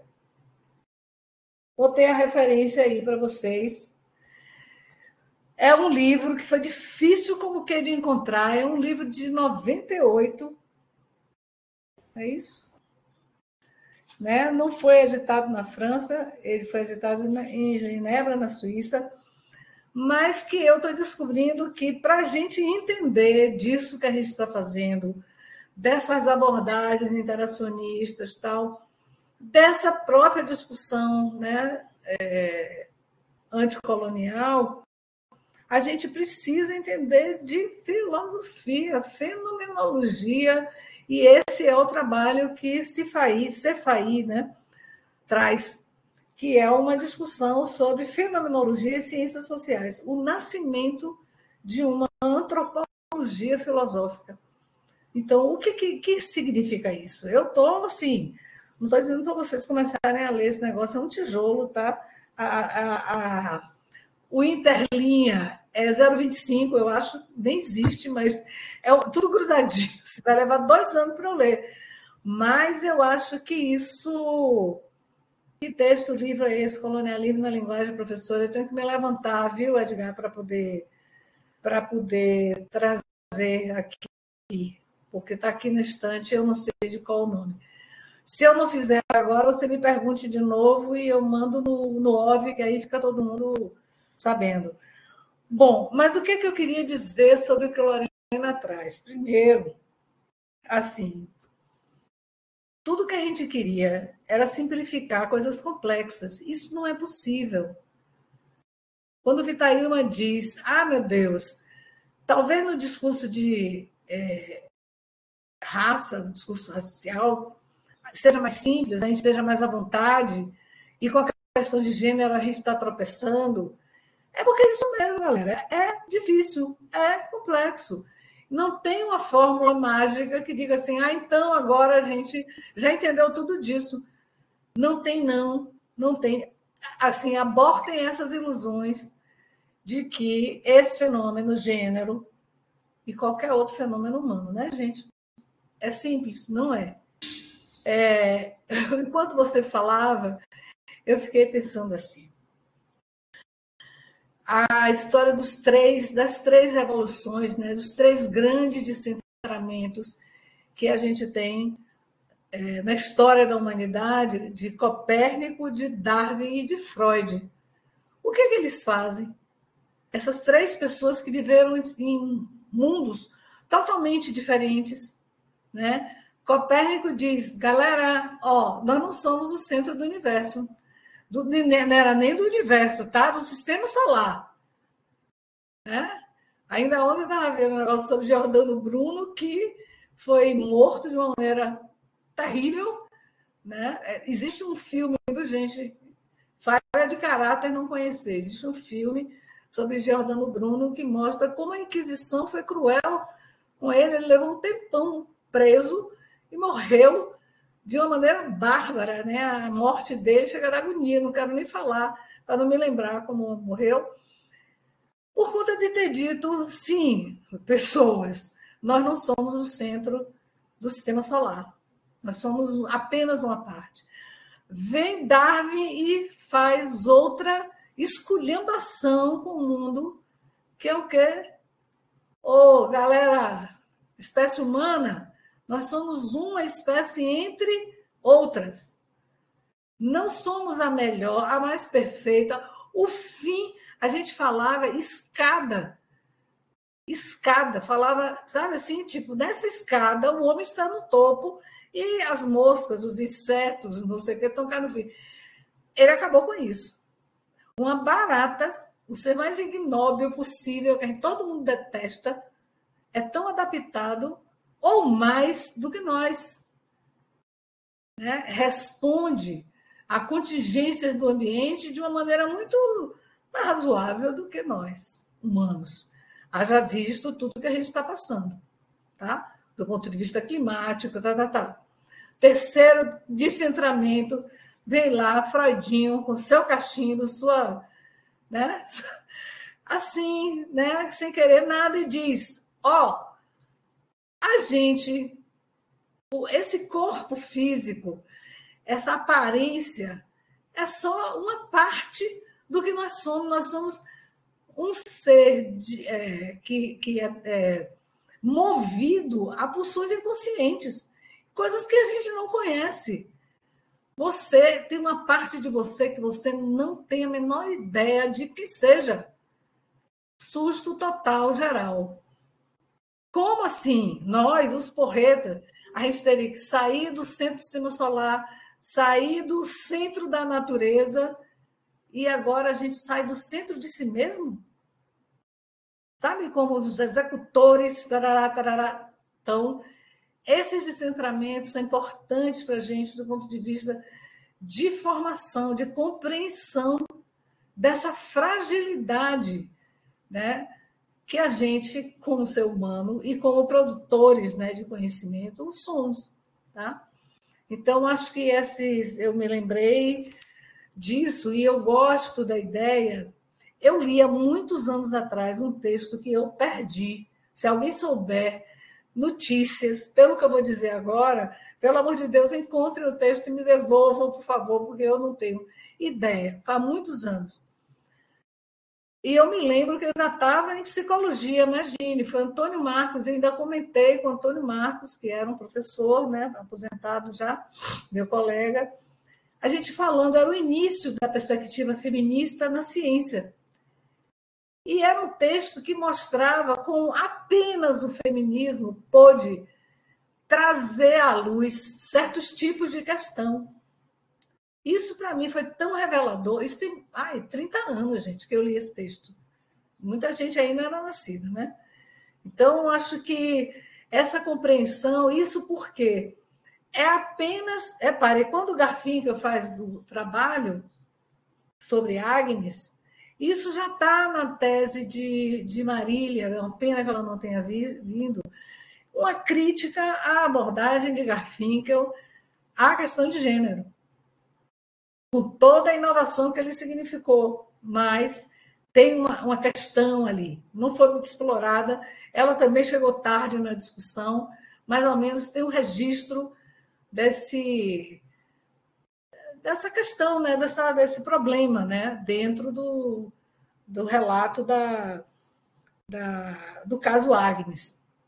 Mas é o feminismo que teve ferramenta e coragem teórica para revelar certas coisas que estavam embutidas ali, Eu acho que é muito importante, como também o feminismo negro, ele traz questões sobre racismo, sobre o cotidiano dessas pessoas, que antes, todos os antirracistas importantes, anticolonialistas, os negros africanos, Aimé Césaire, né, o poeta lá que eu amo, um monte de gente, não trouxe na intensidade que o feminismo negro trouxe e tem trazido à luz com seus estudos. Então, o lugar do feminino e do feminismo na ciência, a gente precisa repensar e rediscutir e valorizar cada vez mais. Estou falando aqui para a Jacira, que espero que esteja por aí, que é a outra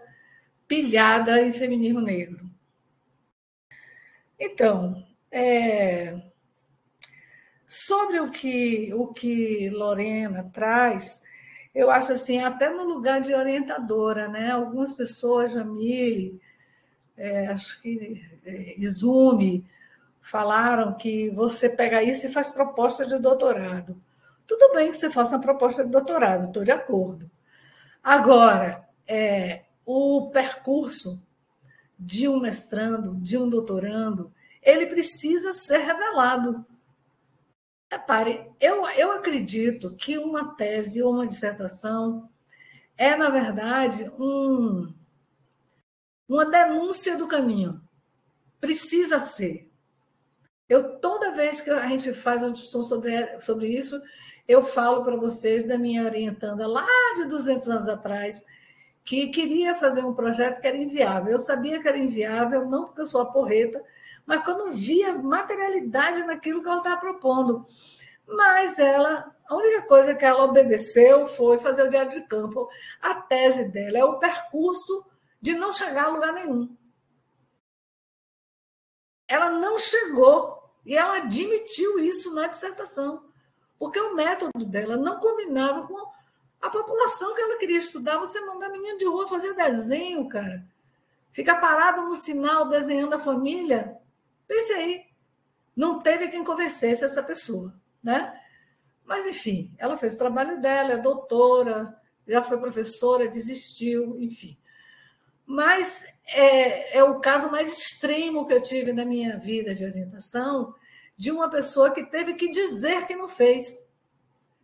Mas o fato dela ter dito que não fez é pedagógico para Vitaílma, para você, para Ricardo, para mim. Foi para mim como orientador, entendeu? Então, por que eu estou trazendo de novo esse caso que tem gente que não aguenta mais ouvir? Para dizer para a Lorena que você tem que contar o percurso do seu trabalho. E você dizer que chegou num determinado momento e olha o papel do estudo, né? Eu dei o maior valor. Quando a Lorena me falou disso, eu ainda estava fora. Aí eu disse, não, espera aí que a gente vai encontrar. Né? A gente vai encontrar. Olha aqui, a Sandra está dizendo que essa pessoa foi professora dela. Ainda bem que tem alguém que acredita no que eu digo. Então, eu ainda estava fora, mas eu achei aquilo tão extraordinário de uma pessoa ter lido coisas que outros orientandos já leram e não ter chegado nesse lugar, não ter tido interesse.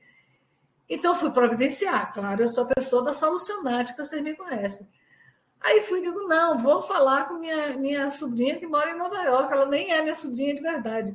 Ela é sobrinha de meu ex-marido, né? Mas, assim, foi acolhedora, tal, consegui os livros e ela continua estudando. Eu acho isso extraordinário, sabe? Porque, às vezes, a gente quer fazer omelete sem quebrar o ovo, né? Como se o omelete nascesse pronto. Não nasce pronto. Isso não é um defeito, não deve ser visto como um defeito. Tipo assim, eu devia ter estudado isso antes, mas como assim? Você só descobriu no percurso. Portanto, conte essa história e eu acho que o que eu valorizo em seu trabalho, Lorena, é a sua capacidade de estudo. E as pessoas, tem várias aqui, que trabalham e produzem coisas maravilhosas.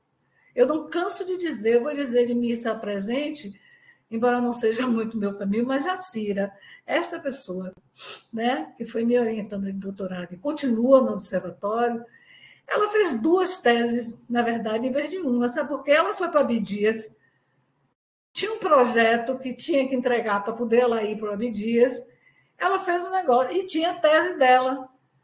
ficou um monstro. A tese de Jacira tem mais de 600 páginas.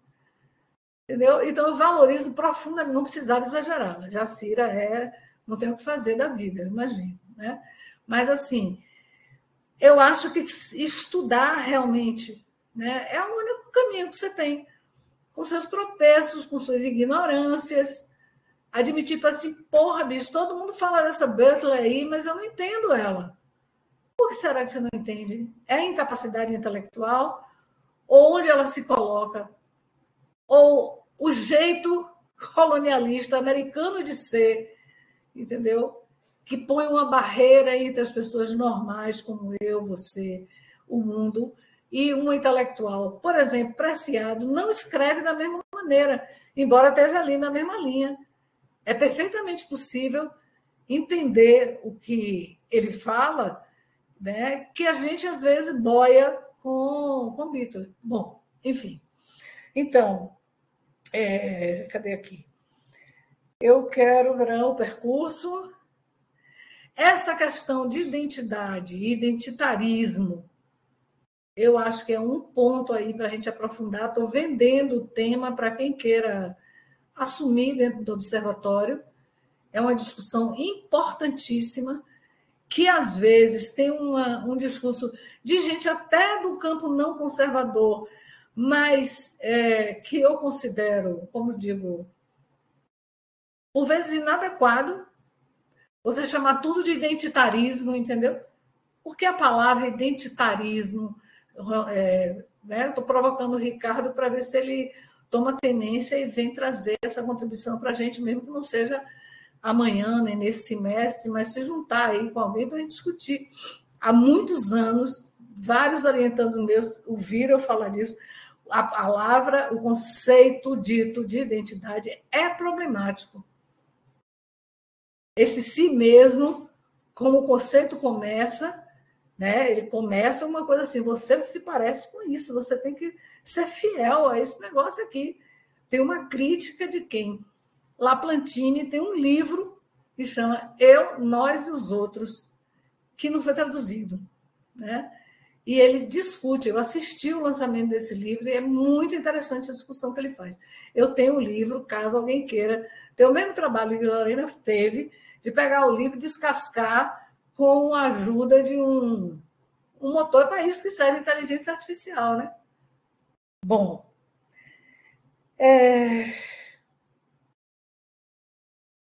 cadê aqui? Eu tinha mais uma coisa para falar, que é o seguinte, eu estou vendo e vi isso, não sei se vocês sabem, mas a pesquisa que eu levei para a França, eu peguei alguns ideal-type, que é uma expressão da sociologia, tipos ideais das cotas. Um desses tipos ideais é um estudante trans de medicina. E o percurso dessa pessoa é tão interessante porque, veja, que ela foi exatamente para dentro do problema. Quem é que não assumiu ainda essa discussão de gênero de uma maneira razoável, ao menos? A medicina, gente. As pessoas continuam sofrendo na mão de médico. Entendeu? E as famílias continuam levando essas crianças, adolescentes, adultos, para quem? Para os médicos.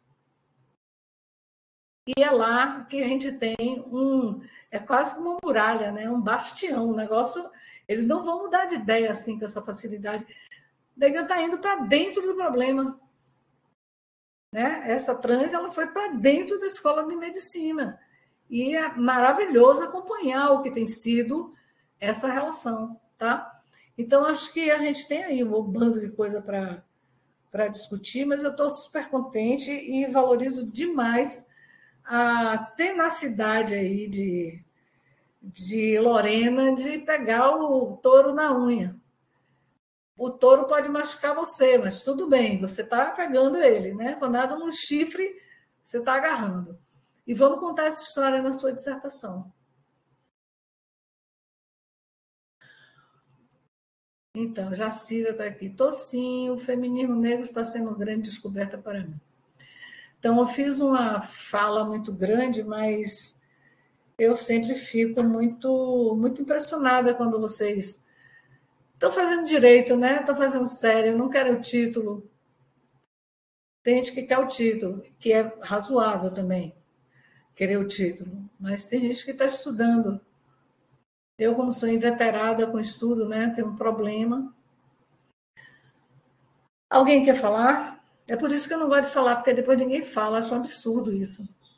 Eu queria fazer só uma colocação assim, mesmo no sentido de, como eu falei, né? Longe de mim querer.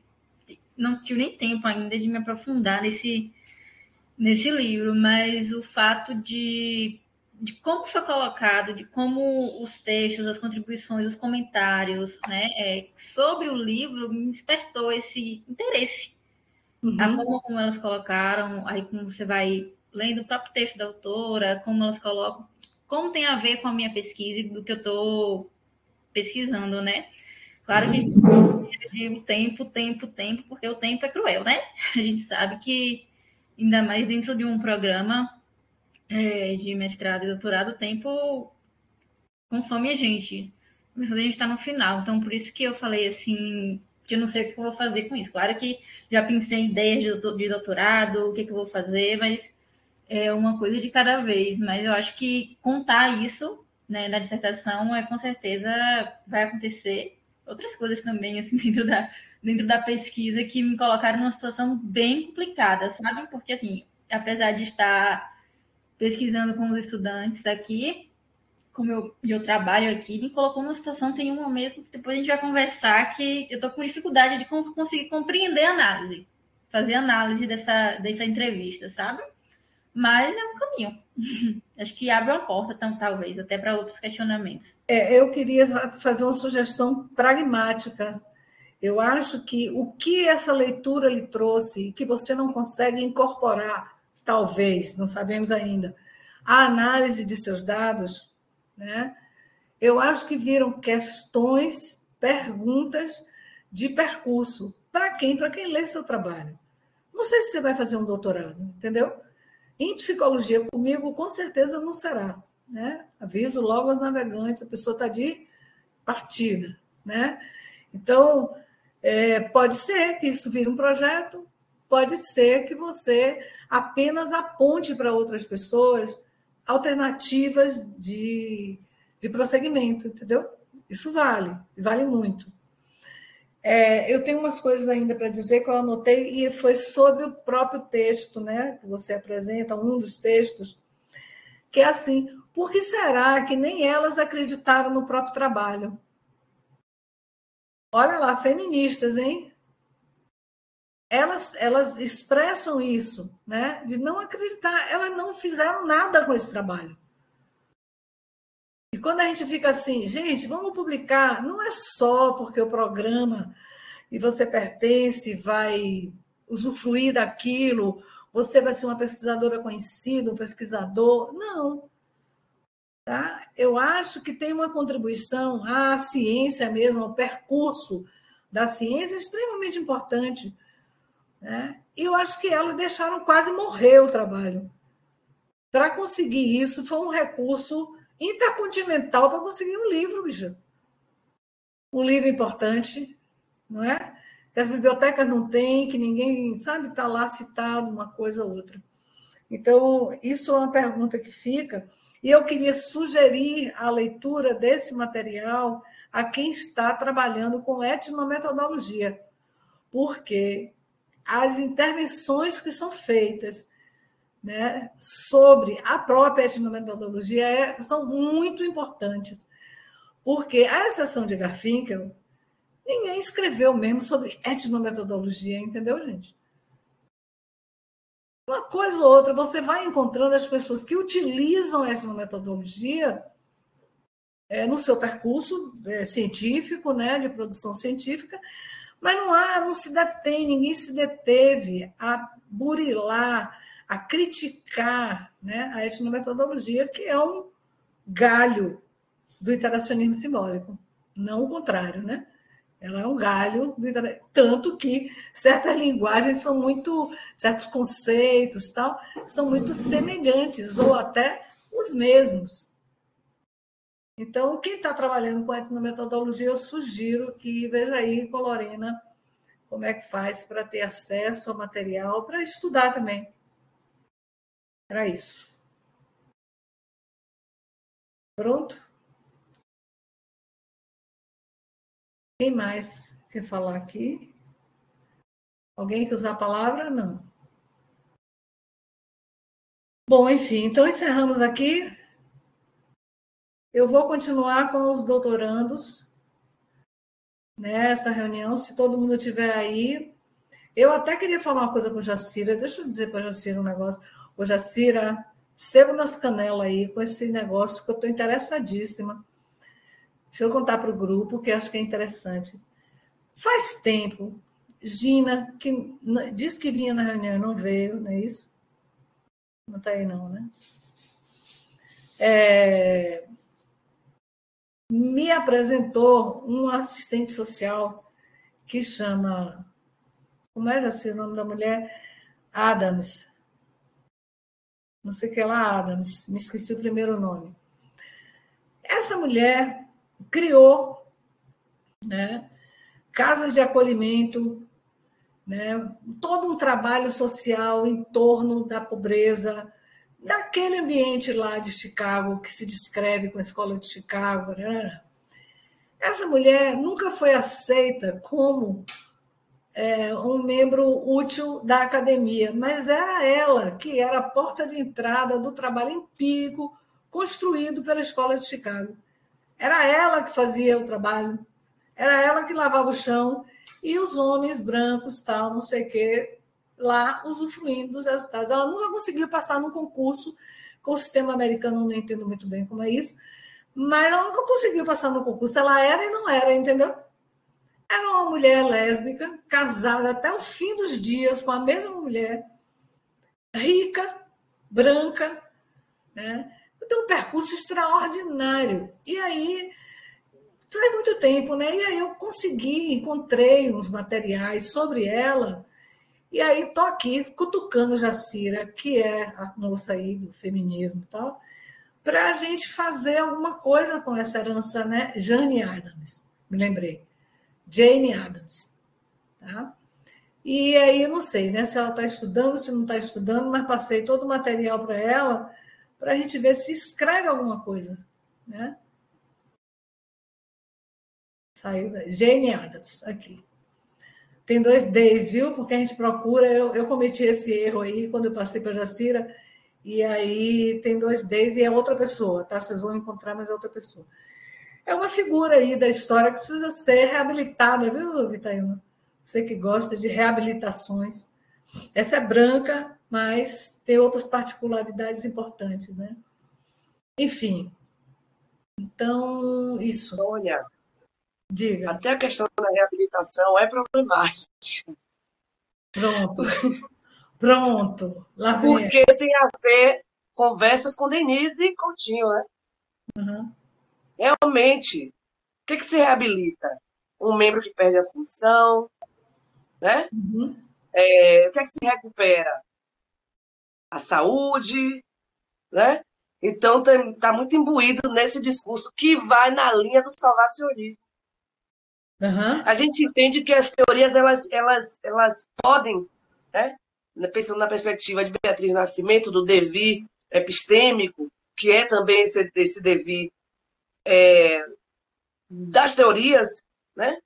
Que elas podem, além desse estatuto de recuperar a identidade do sujeito, essa mulher maravilhosa teve esse percurso, que a teoria por si só, ela se justifica, né? E aí a gente vai ler. Muito bem. Sim, colocar senhora. essa teoria para florir. Né? Muito bem. Vamos lá. Então, gente, vamos lá para a reunião dos doutorandos. Está todo mundo aí? Sandra. Beijos e abraços, gente. Boa reunião para vocês. Gente, Obrigado. Tchau, tchau. Beijo. Tchau, beijo, gente. Beijos.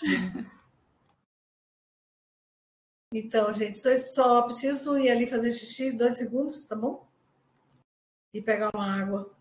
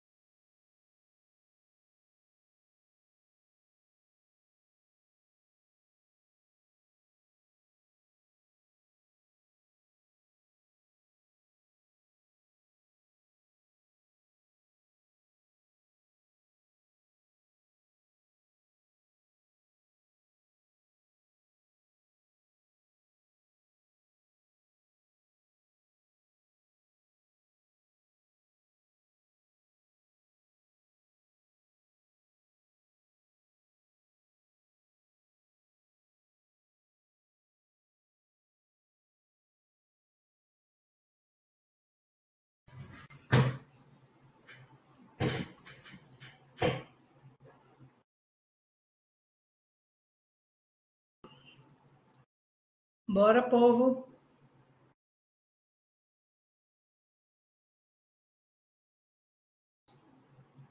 Estamos aqui para Sônia. Cadê vocês? Estou aqui. Quero ver todo mundo. Ah, é para abrir a câmera, é? Eu gostaria de falar olho no olho, já que não pode ser corpo no corpo. Bora? Não se importem com os cenários, cada um tem o seu. Oi, Zoom. Sandrinha, cadê? Pode ou não pode, Sandra? Não puder, tudo bem. Não é uma obrigação, tá, gente? Eu só gostaria. Sandra está aí também. Então, vamos lá. Deixa eu abrir aqui o material de vocês. A reunião segue gravando, professora Sônia. Como é? A gravação de Lorena permanece. Eu esqueci. Peraí. Eu esqueci. Vocês têm